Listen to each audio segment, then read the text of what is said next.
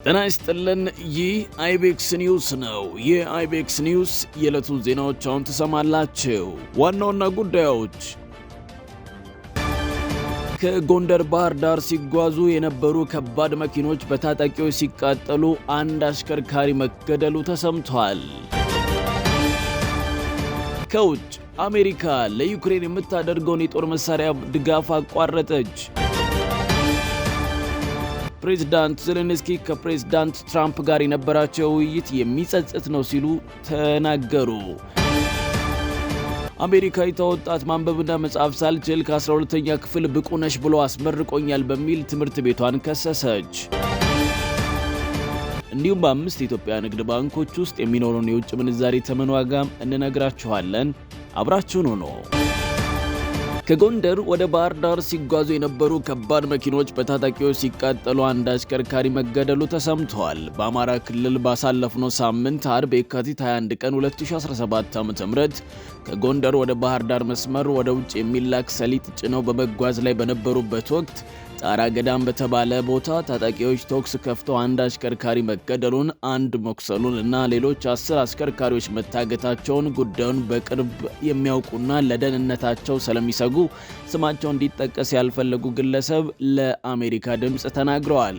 የአማራ ክልል መንግስት ለክልሉ ብዙሃን መገናኛ በሰጠው መግለጫ ጽንፈኛ ሲል የጠራው ታጣቂ ቡድን አድርሶታል ባለው ጥቃት 6 ሰሊጥ የጫኑ ከባድ መኪኖችን መቃጠላቸውን አስታውቀዋል። አሜሪካ ለዩክሬን የምታደርገውን የጦር መሳሪያ ድጋፍ አቋረጠች። ፕሬዝዳንት ዶናልድ ትራምፕ ለዩክሬን የሚሰጠው ሁሉም ወታደራዊ እርዳታ በጊዜያዊነት እንዲቆም ማዘዛቸው ተሰምቷል። ፕሬዝዳንቱ ሀገራቸው ለዩክሬን የምታደርገውን ማንኛውም የጦር መሳሪያና ወታደራዊ ድጋፍ በጊዜያዊነት እንዲቆም ማዘዛቸውን ዓለም አቀፍ ሚዲያዎች ዘግበዋል።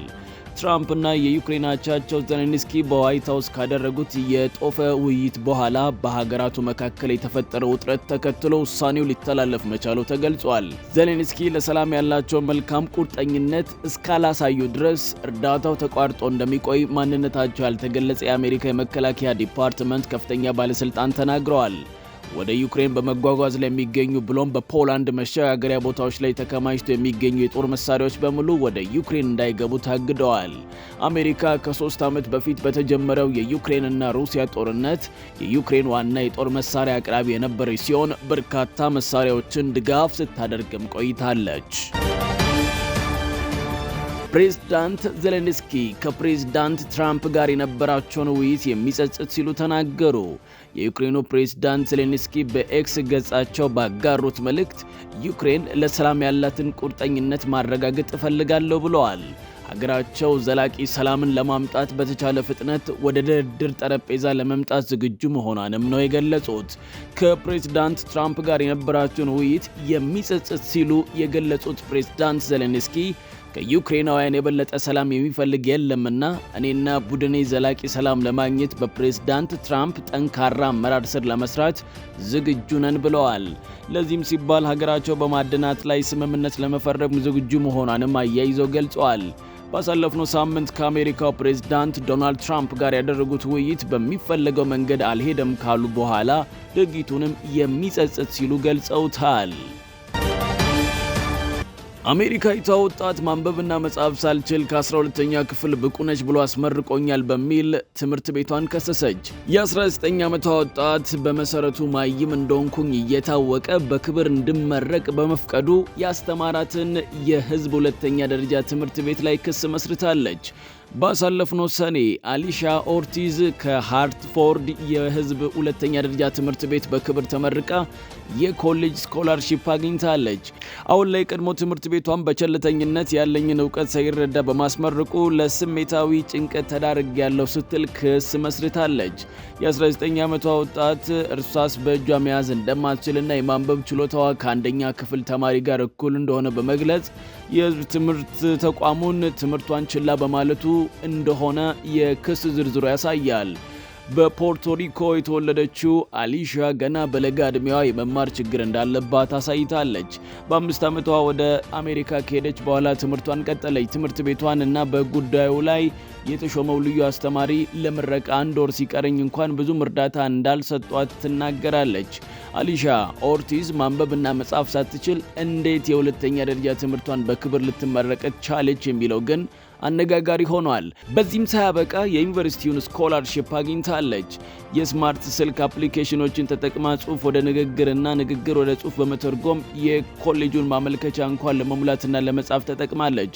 የኮሌጅ ተማሪ መሆን ግን ፍጹሞ ከዚህ የተለየ ሁኔታ ነበር። አሊሻ እንደተቸገረች መሆኗን አምና በየካቲት ወር መጀመሪያ ላይ ትምህርት መከታተል እንዳቆመች ተናግራለች። ለአእምሮ ጤና ሕክምና እረፍት መውሰድ ያቋረጠች ሲሆን በቅርቡም ወደ ክፍል እንደምትመለስ ተስፋ አለኝ ትላለች። አሊሻ የቀድሞ ትምህርት ቤቷን የከሰሰችው በደረሰባት ችግር የትምህርት ቤቷ አስተዳደር እንዲጠየቁ ስለፈለገች ነው።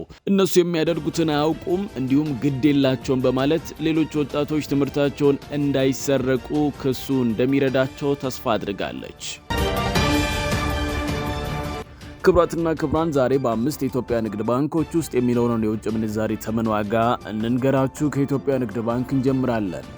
በኢትዮጵያ ንግድ ባንክ 1 አሜሪካን ዶላር በ124 ብር ከ0086 ሳንቲም ይገዛል። በ126 ብር 4888 ሳንቲም ይሸጣል።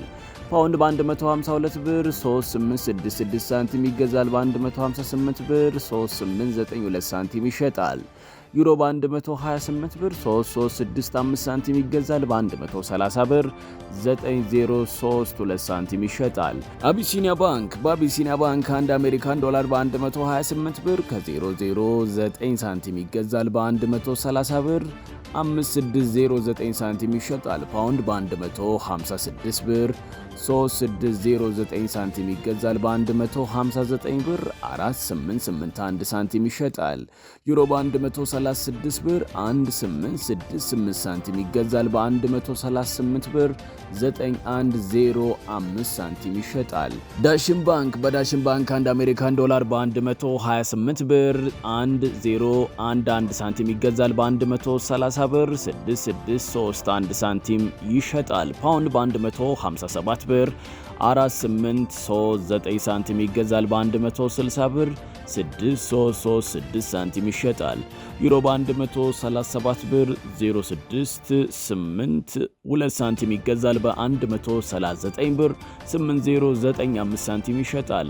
ኦሮሚያ ባንክ በኦሮሚያ ባንክ 1 አሜሪካን ዶላር በ128 ብር 0994 ሳንቲም ይገዛል። በ130 ብር 6614 ሳንቲም ይሸጣል። ፓውንድ በ162 ብር 3019 ሳንቲም ይገዛል። በ165 ብር 5480 ሳንቲም ይሸጣል። ዩሮ በ134 ብር 4788 ሳንቲም ይገዛል። በ137 ብር 1683 ሳንቲም ይሸጣል። አማራ ባንክ በአማራ ባንክ 1 አሜሪካን ዶላር በ128 ብር 3500 ሳንቲም ይገዛል። በ130 ብር 9170 ሳንቲም ይሸጣል። ፓውንድ በ162 ብር 4013 ሳንቲም ይገዛል። በ165 ብር 6493 ሳንቲም ይሸጣል። ዩሮ በ134 ብር 1386 ሳንቲም ይገዛል። በ136 ብር 8214 ሳንቲም ይሸጣል። መልካም ግብይት። ክቡራትና ክቡራን ከአይቤክስ ኢንተርቴንመንት የዕለቱ ዜናዎች ይህንን ይመስል ነበር። የአይቤክስ ኒውስ የዩቲዩብ ቻናልን ላይክ፣ ሼር፣ ሰብስክራይብ በማድረግ ወዳጅነታችንን እናጠንክር። መልካም ቀን ይሁንልዎት።